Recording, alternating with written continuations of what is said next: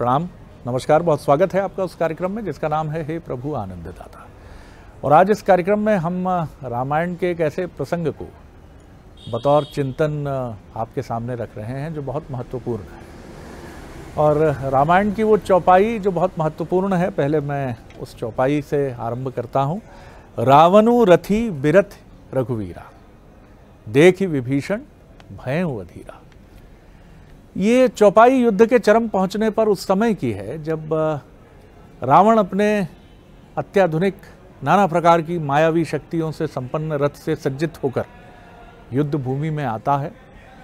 और उसे देखकर सब सोचते हैं कि इसके पास इतना आधुनिक रथ है, लेकिन राम के पास क्या है? यही प्रश्न विभीषण के मन में है और वो अपनी जिज्ञासा चिंता के साथ राम के सामने रख देते हैं। राम ये समझते हैं कि इसका बड़ा मनोवैज्ञानिक पक्ष भी है। पहले तो मैं अपने मित्र की चिंता दूर करूं, लेकिन उसके साथ ही मैं ये संदेश भी दूं कि आखिर वो रथ क्या है जिस पर आरूढ़ होकर या जिसकी सवारी करके ये युद्ध जीता जा सकता है। क्योंकि एक युद्ध तो वो युद्ध है जिसमें रावण को आपको परास्त करना है, एक युद्ध कुरुक्षेत्र का है जहां कौरव पांडव का युद्ध है, और एक युद्ध है जीवन का युद्ध। और ये युद्ध भी आप तय मानिए कि ये लंका विजय से या कुरुक्षेत्र विजय से कम किसी मायने में नहीं है। कई अपनों की बलि आपको चढ़ानी पड़ती है या वो स्वतः ही उस गति को प्राप्त होते हैं। आप खुद नाना प्रकार के कष्टों से गुजरते हैं। तो जब इस प्रश्न को राम सुनते हैं तो वो विभीषण से कहते हैं कि नहीं विभीषण, तुम जिन आधुनिक चीज़ों को देखकर ये बात कह रहे हो कि ये रथ और मेरे पास क्या, तो मैं तुम्हें बता रहा हूं कि वो रथ है क्या। और फिर जिस तरह से वो वर्णन करते हैं वो बिल्कुल वैसा ही है जिसको आप कृष्ण से सुनते हैं गीता के रूप में। और ये राम की गीता है जो युद्ध भूमि में घटित होती है। आज इसी विषय पर हम बात करेंगे। हमारे विद्वान वक्ता प्रोफेसर डॉक्टर सुरेंद्र बिहारी गोस्वामी, मानस मर्मज्ञ, भगवत गीता के अध्येता। आपके सामने ये प्रश्न है और बड़ा ही अद्भुत प्रश्न है, मन को छू लेने वाला प्रश्न है कि हम बातें बहुत करते हैं लेकिन ये नहीं समझ पाते कि जीवन रूपी इस युद्ध में वो शस्त्र क्या है, वो रथ क्या है जिस पर चढ़कर हम विजय की तरफ जा सकते हैं। आज शरद जी, आपने अंतर्चित्त में आनंद की ऐसी हिलोर उठाई है कि आपने संयोगवश मेरी प्रिय चौपाई कह दिया।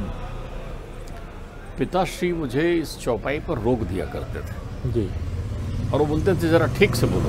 हाँ, ठीक से बोलो। हाँ, तब हम गीता से चौपाइयाँ बोला करते थे। हाँ, तो हम उन्हें बड़े गीता में सुनाते थे, रावणु रथी बिरथ रघुबीरा, और देख विभीषण भयउ अधीरा।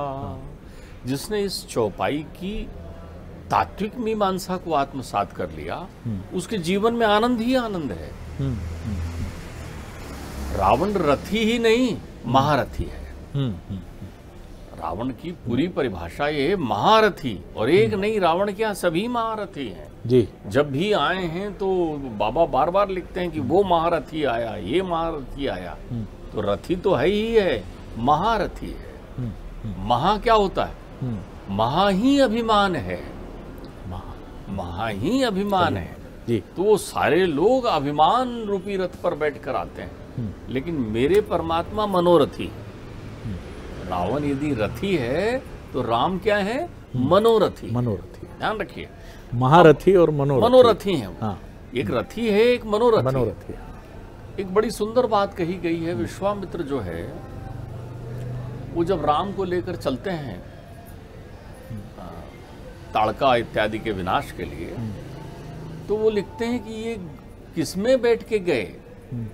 तो रथ में बैठ के नहीं गए, वो मनोरथ में बैठ कर गए, क्योंकि मन की गति से अधिक कोई गति नहीं कोई होता। गति नहीं। तो विश्वामित्र उन्हें मन रूपी रथ में बैठा कर ले जाते हैं। मनोरथ में गए, वेग से चल रहे हैं। चल तो पैदल रहे हैं विश्वामित्र के साथ, लेकिन जब जहां चाह रहे हैं वहां विश्वामित्र उनको लेकर जा रहे हैं। ये है मनोरथ। अब देखिए, विभीषण अधीर जरूर हैं, लेकिन विभीषण आए ही हैं मनोरथी से मिलने।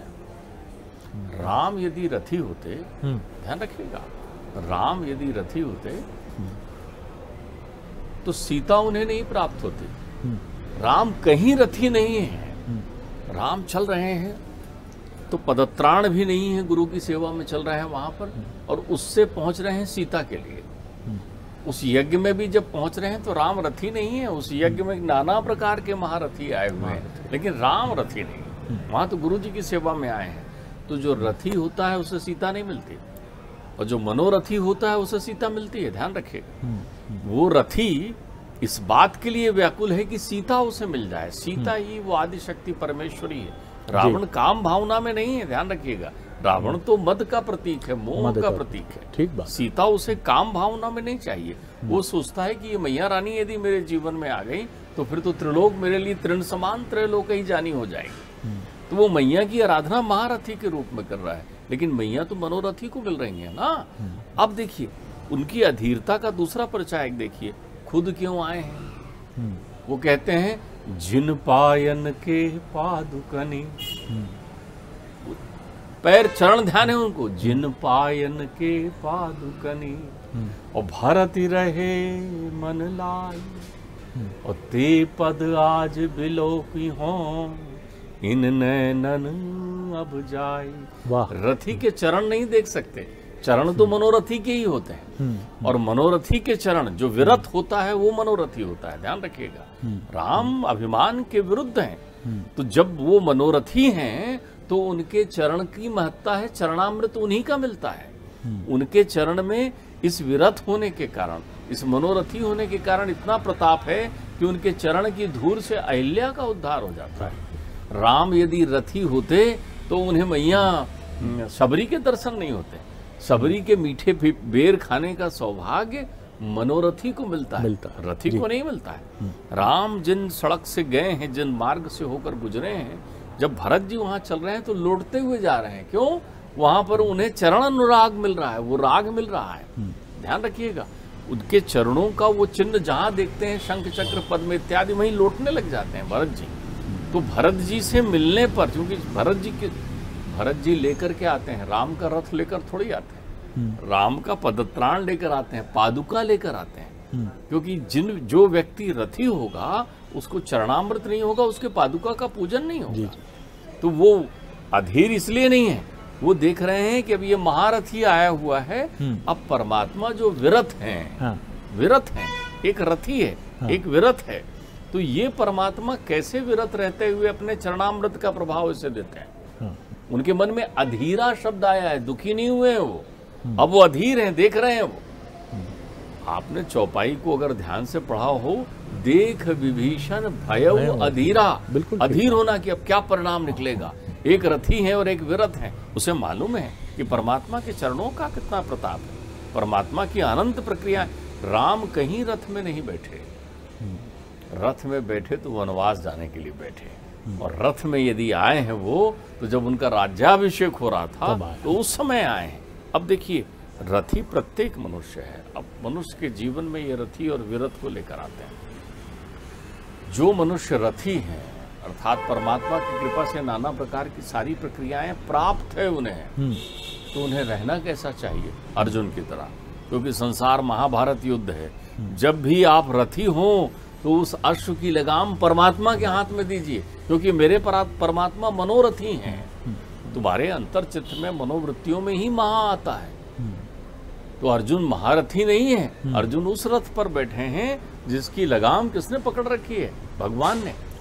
तो हम तो क्या करते हैं कि जैसे ही रथ में बैठते हैं तो हमें लगता है कि अब ये हमारी इंद्रिय रूपी अश्व जो है मन रूपी लगाम से हमारे हाथ में ही है, और देखते ही देखते हम रावणत्व को प्राप्त हो जाते हैं। यहाँ रावणत्व और रामत्व की प्रक्रिया है। अगर आप रामत्व की प्रक्रिया में हैं, जो लोग अपने जीवन में दीनता के साथ जीवन यापन करते हैं, दीनता जिनके जीवन का श्रृंगार है, दरिद्र जिनके जीवन का श्रृंगार है, लेकिन वो परिकल्पनाएं तो संसार में अनंत करता है। तो रथी जो है अपनी परिकल्पनाओं के लिए भौतिक संसाधनों का वो उपयोग और दुरुपयोग करता है जिससे अनाचार पापाचार की अतिवृष्टि होती है। लेकिन जो मनोरथी पथ पर चलने वाला होता है वो अपनी परिश्रम की बूंदों से परमात्मा पर विश्वास रखते हुए वो सत्कर्म करता है तो रथी से सत्कर्म चूक जाता है, लेकिन जो मनोरथी होता है उससे सत्संग चूकता नहीं है।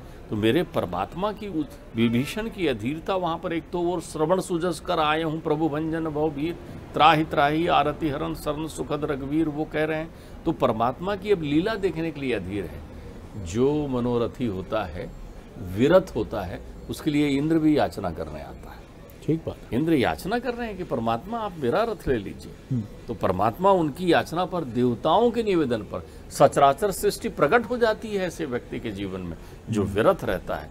तो जो भी रथ पर बैठे हैं वो इस बात को ध्यान रखिए कि ये रथ आपको महारथी बना देगा। अभिमान का भंजन करना चाहते हैं तो अपनी लगाम मनोरथी के हाथ में दे, जो मनदर्शी हैं, जो तत्वदर्शी हैं, जो तुम्हारे हृदय की प्रक्रियाओं को जानते हैं। संसार सागर में अनंत सुख के संभावनाएं जब जब बढ़े तब तब आप देखिए मेरे परमात्मा जो हैं उन जंगलों में, उन कांटों के बीच में, मैया भी उनके पीछे जो है बिना पदत्राण के चल रही हैं।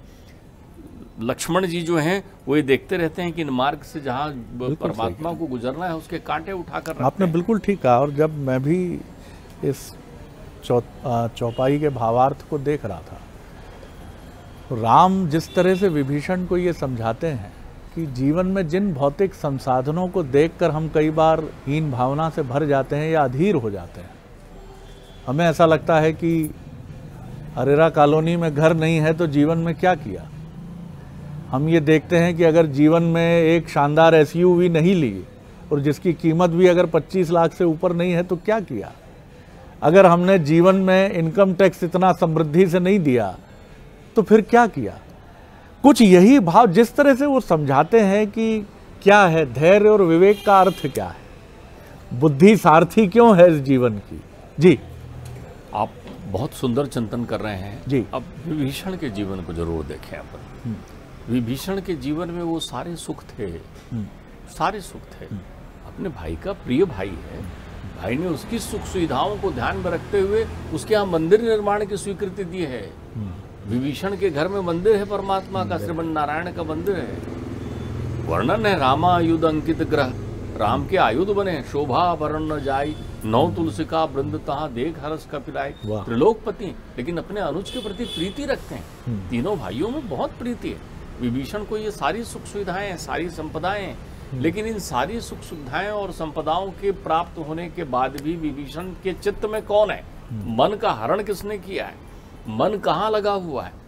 जब भी आपके जीवन में भौतिकता जो है समग्र वेग से आए तो आप बहुत सावधान हो जाइए। जो एसयूवी खड़ी हुई है उसमें आप बैठेंगे कितने दिन, तो जाते समय आंख में लगा रहेगा बैठे ही नहीं पाया, कल ही खरीदा था आज चले। उस भवन श्रृंखलाओं में कौन रहेगा कितने दिन। तो उससे अच्छा तो वो दरिद्र है, वो गरीब है, वो दीन है, जो कम से कम अपनी कुटिया में मन भर के तो रह लिया। आपका तो मन ही तृप्त नहीं है। एक सुंदर बात, एक सुंदर चिंतन यहाँ है कि जब धन आ जाए, यश आ जाए, रथ आ जाए जीवन में, ध्यान रखिए कन्हैया को बुलाने के लिए क्रूर कंस ने अक्रूर को भेजा। क्रूर कंस ने अक्रूर को भेजा। अब मेरे कन्हैया के यहाँ रथ थोड़ी है, मेरे कन्हैया रथी नहीं है। कहीं वर्णन नहीं है बाल लीला में कि कन्हैया को नंद बाबा ने जो साम्राज्यवादी थे। देखिए आप अपने पुत्र का लालन पालन कैसे कर रहे हैं, इसका सीधा संस्कारों पर अर्थ है। कहीं नहीं है कि गिरिराज की परिक्रमा करने के लिए रथ दिया। मेरे कन्हैया तो बैलगाड़ियों में गांव से गांव घूमते हैं इधर से उधर जाने के लिए, रथ वाले नहीं है वो। कन्हैया ने कभी पदत्राण नहीं पहना, 10 वर्ष 8 महीना रहे वो वहां, लेकिन कभी चरणों में पदत्राण नहीं पहना। हम तो छोटे से बच्चे को अपने क्षमा करना, लालन पालन के अपने अपने ढंग है। हमारे यहाँ तो बच्चा खड़ा होना शुरू करता है, वो बजने वाले इधर उधर के चूचू जूते ला देते हैं, उनको दे देते हैं, प्रकृति से उसका स्पर्श भी नहीं होने देते, उसे विरत की प्रक्रिया से जोड़ते ही नहीं है, उसको हमेशा रथी की अनुभूति कराते रहते हैं। तो फिर वो बड़ा होकर महारथी बन जाता है। तो जब अक्रूर जी रथ लेके गए तो उस रथ को देखने के लिए ब्रिजमंडल के सारे ग्वाल बाल वहां इकट्ठा हो गए। ये रथ है, ये रथ है। यशोदा मैया से नंद बाबा कहते हैं मंत्री आए हैं अक्रूर जी, रिश्तेदार भी हैं उनके, लेकिन कहते हैं मंत्री भेजा है भाई, क्रूर ने अक्रूर को भेजा है। और परमात्मा रथ में तो बैठते हैं, लेकिन जब रथ में बैठते हैं तो अक्रूर जी के अंतर्चित्त में अभिमान देखते हैं कि अक्रूर जी रथ में बैठकर चले जा रहे हैं, तो मेरे परमात्मा लीला करते हैं। यमुना के तट पर रथ रुकवाते हैं, कहते हैं मुझे तो यमुना में स्नान करना है। तो मेरे कन्हैया दाऊ जी के साथ स्नान करने के लिए जाते हैं। वहाँ क्रूर जी भी कहते हैं मैं भी स्नान करूँगा, और जल में डुबकी लेते हैं। देखिए जल के भीतर की लीला, जल के भीतर डुबकी जैसे ही क्रूर जी लेते हैं तो वहाँ देखते हैं कृष्ण की जगह श्रीमन नारायण को देखते हैं, बलदाऊ की जगह अनंत शेष के दर्शन करते हैं और बाहर आते हैं। तो जैसे ही बाहर आते हैं तो वो विरत हो जाते हैं, वो विरत हो जाते हैं। तब उन्हें मालूम हो जाता है कि मनोरथी के साथ जा रहे हैं, उनका अभिमान तिरोहित हो जाता है अंतर्चित्त में। तो हम जितनी भी, तो विभीषण के जीवन में सब कुछ है, सारी चीजें प्राप्त है, लेकिन उनका मन तो परमात्मा के चरणों में लगा हुआ है ना, चरणामृत में लगा हुआ है ना, चरण धूल की ओर लगा हुआ है ना। तो पुरुषार्थी जो होता है वो विरत होता है। और एक ने मुझसे प्रश्न किया शरद जी कि अब धनी व्यक्ति के जीवन में सब आ गया, जो चाहिए था, जैसा आपने कहा गाड़ी बंगला घोड़ा बाग बगीचे सारे हो गए, फिर वो परमात्मा का ध्यान क्यों करे। मुनि पुलिस निज शिष्य सन कह पठियो यह बात, वो चिट्ठी दे के बता रहे हैं कि भैया उन्होंने खास खबर भेजा है कि ये छोड़ के परमात्मा के चरणों में अपना मन लगा। रावण को बार बार यही समझाया जा रहा है कि तू रथ से नीचे उतर और विरत के चरणों में अपना ध्यान लगा, ताकि तेरे अंतर्चित्त से अभिमान तिरोहित हो जाए। मूढ़ तो ही अतिशय अभिमाना की प्रक्रिया में है। तो आप ये समझिए, जब मुझसे कहा कि ये सब प्राप्त हो जाने के बाद फिर ईश्वर का ध्यान चिंतन क्यों करते हैं, बहुत आवश्यक है। जब भी धन आ जाए जीवन में तो ईश्वर से यही प्रार्थना करिए कि मैं इस धन का सदुपयोग करते रहूं, कहीं ऐसा ना हो मैं महारथी हो जाऊं। जब भी आपके अच्छी संतान हो जाए तो ये ध्यान करते रहिए, हे परमात्मा कहीं मैं धृतराष्ट्र ना हो जाऊं, मैं धृतराष्ट्र ना हो जाऊं। तो ये लगाम छोड़ना है। महाभारत युद्ध की जय का मूल कारण ये है कि अर्जुन का तो मन है ही नहीं, गीता श्रवण के साथ उसका मना शुद्धे न विद्यते हो गया है।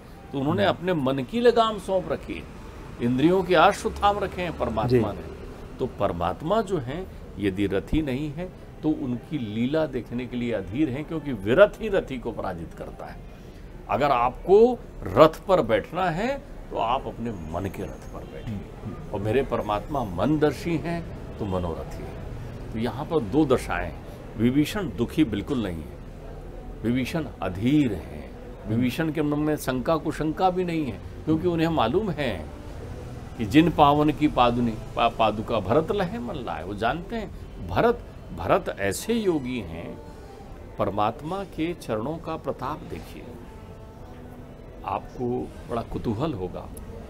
मार्कंडेय पुराण में एक बड़ा सुंदर चित्त वर्णन है। आपने कभी वो श्लोक भी सुना होगा जी, करार विंदे न पादार विंदम मुखार विंदे न मिलिवेशयंतम, है ना। मुखश्च जो परमात्मा के वो जो दिव्य दर्शन का श्लोक सुना होगा, प्रसिद्ध श्लोक है ये।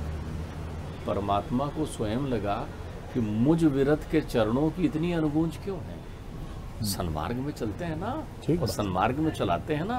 ध्यान रखिए, रथी के चरणों की कोई निशानी संसार में नहीं रहती, रथी रथ में बैठकर निकल जाता है, लेकिन चरणों में पदचिन्ह संसार में उन्हीं के रहते हैं जो विरत होते हैं, जो सन्मार्ग पर चलते हैं। तब लोग कहते हैं कि अरे उस पथ पर चल जहां महापुरुष गए हों, तो महापुरुष का रथ गया हो नहीं कहते हैं, उस पथ पर चल जहां महापुरुषों के चरणारविंद पड़े हुए हों। तो परमात्मा को लगा कि मेरे चरणों की इतनी महिमा है कि कहते हैं इससे तो गंगा निकल गई, इसकी ध्वनि से। विरत की चरणों की महिमा देखिए, वो विरत हैं तो उनके चरण यदि प्रक्षालन कोई कर रहे हैं तो गंगा प्रकट हो रही है वहां से। वहां सत्यलोक में ब्रह्मा जी ने वामन जी के चरणों को धोया और कमंडल में जल लिया तो गंगा निकल गई वहां से। इतनी निर्मलता होती है विरत के चरणों में, ध्यान रखिए, क्योंकि विरत जो है सन्मार्गी होता है। तो परमात्मा ने कहा क्यों ना एक दिन मैं इस चरणों का प्रताप देख लूं। परमात्मा ने लीलावश सोचा कि आज मैं जो है इन चरणों का प्रताप देख लूं। तो परमात्मा ने वहाँ क्षीर सागर में सुंदर निर्मल समुद्र का जल प्रवाहित था। परमात्मा ने कहा यहीं तो लेटा हूँ। ये चरणों को यूं किया और अंगूठे से जल ले लिया। परमात्मा ने अपने चरणों को जल में किया और जैसे ही पीना चाहा सुर की आवाज आई, देखिए शेषनाग पी लिए। ऊपर से सीधा बोले महाराज परमात्मा इस पर मेरा अधिकार है। उन्होंने कहा बोले इसी विरत के, इसी चरणामृत के प्रभाव से तो मैं पृथ्वी को शीश में उठाता हूँ, ब्रह्मांड को लेकर चलता हूँ, मेरे में थोड़ी इतनी क्षमता है। वो तो इसी का प्रताप है। ध्यान रखिए, विरत के चरणों का प्रताप देखिए, जो विरत होता है। बहुत सुंदर बात है। और जो महत्वपूर्ण सूत्र है, सूत्र यही है कि जो धर्म और शील के मार्ग पर है उसमें विचलन नहीं है, और वो उसको देखकर अगर कोई अधीर भी होता है तो वो उसको समझाता भी है। बहुत सुंदर ये चौपाई है और बहुत सुंदर इसकी व्याख्या है। गोस्वामी जी ने अनेकानेक प्रसंगों के जरिए हमको ये बताया है।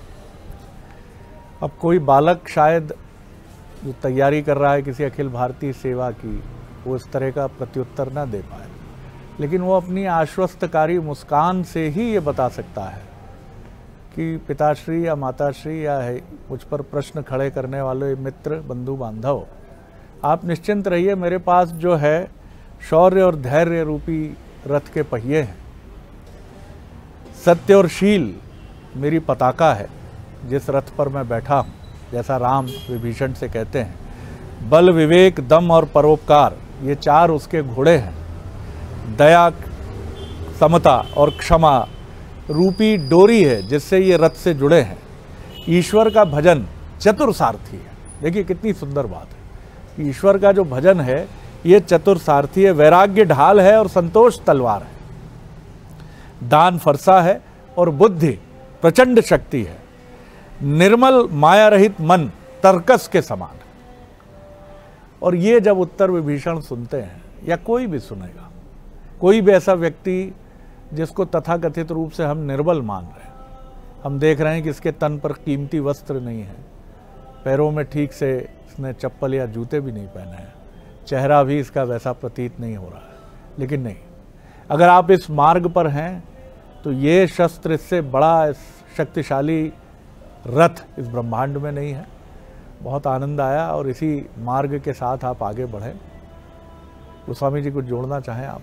मैं इसमें एक विशेष चिंतन मेरे प्रक्रिया में ध्यान आया था। एक तो आपने जो ये आगे की चौपाइयों के अर्थ बताए जी, खड़ग संतोषा, इसमें बड़ा महत्वपूर्ण है। महत्वपूर्ण है। आज संसार को इसकी आवश्यकता है कि यदि आपके पास तलवार भी है तो संतोष की है, अर्थात आप तलवार से तृष्णाओं का नाश करिए, सही बात। आप असंतोष को काटिए, आप उन प्रक्रियाओं में अपनी प्रक्रिया करिए।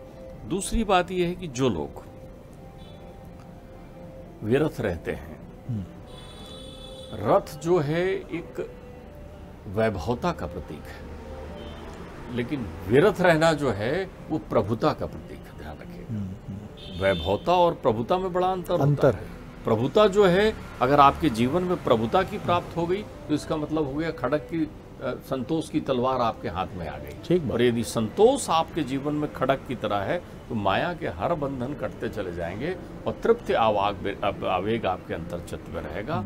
तो संतोष, धैर्य, क्षमा, शीलता, ये जितने भी गुण हैं ये सब मन रूपी रथ के ही है। परमात्मा विभीषण को यही समझा रहे हैं कि मन रूपी रथ के दर्शन कर रहे हैं। बिल्कुल ठीक है। और इसको अगर आप दुनियावी संदर्भ में समझना चाहें तो मैं अक्सर सोचता हूं कि दक्षिण अफ्रीका की उस कड़कड़ाती ठंड के बीच जब मोहनदास करमचंद गांधी का सामान एक गोरे टीसी ने कुली कहते हुए और ब्लडी इंडियन कहते हुए फेंका था, तो उस क्षण महात्मा गांधी ये भी सोच सकते थे कि इसके दांत तोड़ दूं या कहीं से एक बंदूक हासिल करके इसके सीने में 4 गोलियां उतार दूं। वैसे भी फिरंगी है, हमारे देश पर इन लोगों ने शासन किया हुआ है और मुझे फांसी हो जाएगी, बात खत्म हो जाएगी, क्या फर्क पड़ता है। लेकिन वो नौजवान ठिठुरता हुआ, अपमान था, चेहरा स्याह था, जर्द था, लेकिन वो बैठा रहा। और यही वो भाव है जिसका गोस्वामी जी ने वर्णन किया। इन्हीं से वो संचालित हुए, वही धैर्य, वही संयम, वही तप, और उन्हीं सारी चीज़ों को ध्यान में रखकर उन्होंने एक ऐसी लड़ाई शुरू की जिसमें वो महारथी नहीं थे, वो मनोरथी थे। और मनोरथी थे इसीलिए वो भारती नहीं, दुनिया के अहिंसा पुरुष के तौर पर पहचाने गए और कभी भी उनका ये दर्जा उनसे कोई छीन नहीं सकता है। तो आपको और हमको ये तय करना है कि महारथी होना है या मनोरथी होना है। जी गोस्वामी। एक मुझे आपसे आपकी वृतांत चर्चाओं को सुनते हुए सुंदर समाप्ति वर्धक सूचक एक हुआ है। आप तो रथ की बात कर रहे हैं, जीवन में उस पर भरोसा रखिए, ठीक बात, चिंतन रखिए। बिल्कुल सही। बाबा लिखते हैं सकल सुमंगल दायक, ध्यान रखिएगा यहाँ भी, सकल सुमंगल दायक रघुनायक गुणगान और सादर सुनहि से तरहि भव। भवसागर है संसार में, सारे प्रकार को पार कर लेंगे। कैसे पार करेंगे? सादर सुनहि से तरहि भव और सिंधु बिना जल जान। यानी वहां भी रथी की प्रक्रिया नहीं है, आप बिना जहाज के पार हो जाओगे। तो ये सही कह रहा है। और देखिए कितना सुंदर साम्य है कि गांधी को देखकर भी कितने लोगों ने सोचा होगा कि ये अधनंगा फकीर क्या स्वतंत्रता दिलाएगा भाई। गोल मेज कॉन्फ्रेंस में तो ये कहा ही जाता है कि कौन आया है भाई, अधरंगा फकीर आया, उससे बोलो जरा ढंग के कपड़े पहन कर आए, वो लंदन में है, तरीके से आए जरा। लकुटी पकड़े हुए, घुटन्ना धोती पहने हुए, लेकिन क्या जीवन में जरूरी है? क्या उनको फोर्ड में बैठ के जाना था? वो 3 पीस पहनते जिन्ना की तरह तो ज़्यादा प्रभावशाली होते। ये जीवन का सार है जिसको समझना बहुत आवश्यक है, और यही सबसे महत्वपूर्ण चीज़ है। इसीलिए फ़कीरों के सामने ये दुनिया हमेशा नतमस्तक हुई है, अपने तमाम वैभव के बाद भी। बहुत धन्यवाद गोस्वामी जी। अगले एपिसोड में एक और नया विषय लेकर उपस्थित होंगे। प्रणाम, नमस्कार।